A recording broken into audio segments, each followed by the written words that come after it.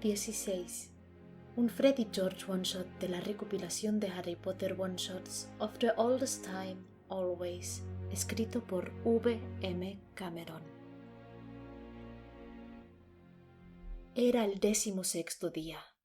Desde hacía 16 días Molly había colocado un plato con comida y un vaso de agua 3 veces diarias frente a la puerta de George, y solo 13 de ellos había recogido el plato con los alimentos un poco roídos, y el vaso con 2 tragos menos.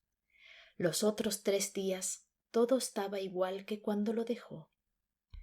George oía a su madre sollozar cada vez que se acercaba a su habitación, y casi podía ver cómo la mujer se debatía entre si llamar a la puerta en ese momento o dejarlo para mañana. Pero el día siguiente era exactamente igual. Desde hacía 16 días George había decidido que su rutina se compondría de sentarse en la ventana y pasar horas y horas mirando la nada. Le dolía haber perdido a su hermano, pero además de eso, sentía que desde que Fred no estaba, algo fallaba en él. Sí, era como si le hubieran amputado la mitad del cuerpo y por lo tanto la mitad del cerebro. No podía pensar, todo estaba bloqueado. A veces sentía que se había vuelto loco. Incluso mientras miraba por la ventana, de pronto se giraba para decirle algo gracioso a su Fred. Pero su mente se volvía negra de nuevo cuando veía que no había un hermano a quien dirigirse. Bebió un pequeño sorbo de agua y sintió el líquido bajar por su rasposa garganta. Pero tenía el estómago tan cerrado que, hablando claro, solo había comido un poco para que su madre no pensara que podía perder otro hijo. Cuando se dirigió a la puerta a dejar el vaso y se dispuso a abrirla cuidadosamente para que nadie lo oyera, escuchó unos ruidos justo al otro lado de la habitación. Pensó en volver a refugiarse en su ventana de nuevo, y que todos pensaban lo que quisieran, pero un atisbo del Weasley, que había sido, quizá, la parte de Fred, abrió la puerta y se encontró a Ron, Ginny y Arthur. Los 3 se quedaron petrificados al verlo. Había adecalzado todo lo que se pudiera adecalzar en medio mes, y las ojeras eran tan profundas que Ginny hubiera apostado a que llevaba una semana sin pegar ojo. «Hola», murmuró Ron esperanzado, pero como los 3 esperaban, George no dijo nada. Detrás de ellos, George vio aparecer a Molly en la escalera, y en cuanto sus ojos se cruzaron, las lágrimas cayeron amargamente por las mejillas de su madre. Estaba pensando en Fred, y no había contado con verlo a él en ese momento. «Hijo», comenzó Arthur, es decir, ¿quieres venir al...?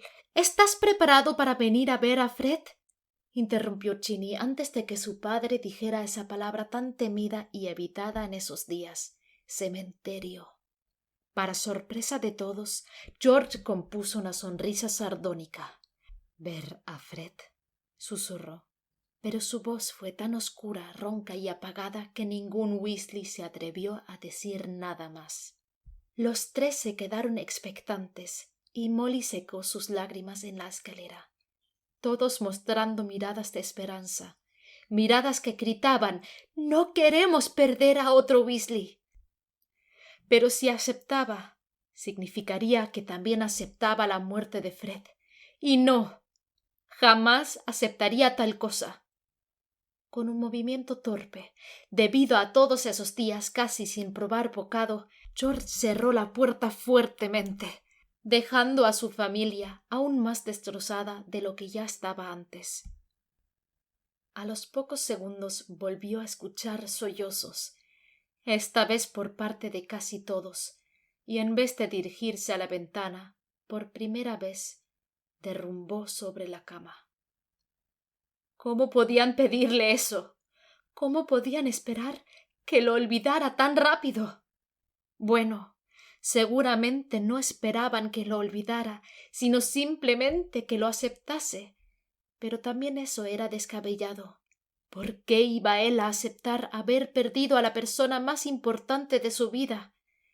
Preferiría vivir así, ser una sombra que se coloca en la ventana y llora cuando se duerme, con la mente bloqueada y el corazón roto. Aunque, ¿era eso lo mejor? ¿Era eso lo que hubiera hecho feliz a Fred? Sabía que no. ¿Y si era el momento de aceptarlo? Quizá debería comenzar a vivir él, vivir por ambos. Apretó la mandíbula y se puso de pie. Al instante recordó la cara de su familia unos minutos atrás, cuando él les había cerrado la puerta en las narices, y se sintió verdaderamente patético y egoísta.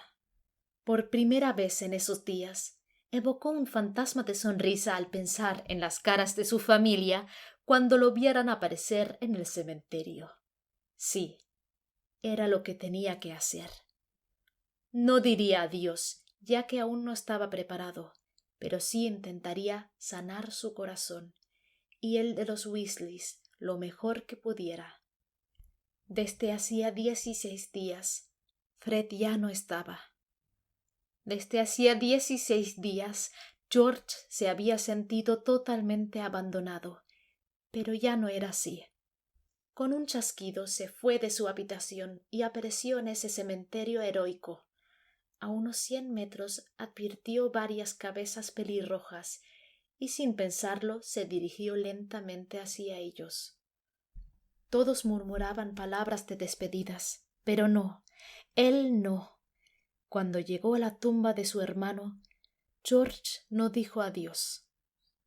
«Hola, Freddy»,